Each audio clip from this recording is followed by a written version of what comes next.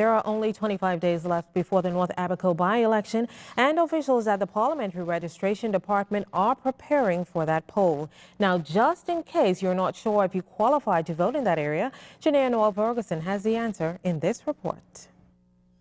Operations at the Parliamentary Registration Department have intensified as the North Abaco constituency prepares for a by-election to fill the seat left vacant by former Prime Minister Hubert Ingram.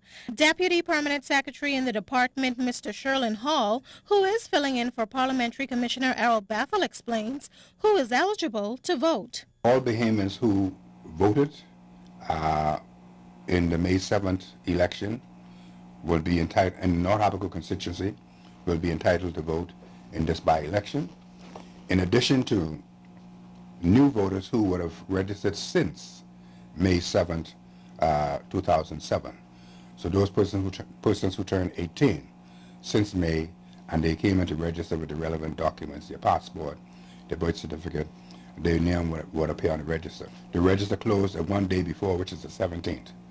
So anybody who registered before the 17th of September will be entitled to vote. If you registered yesterday, you cannot vote because the writ was issued on the same date as when you register.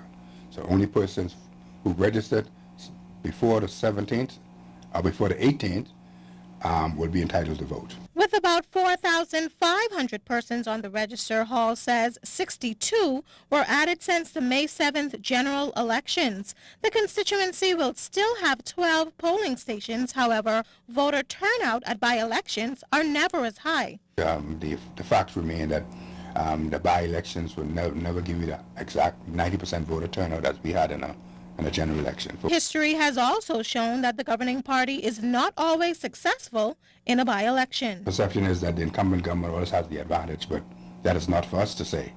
But for instance, the Elizabeth by-election, as you know, that was an opposition seat, and the incumbent government, of course, did not win that seat per se. It might have went to court, and you know the results. And my mind goes back to I think, the Abaco City seat as well.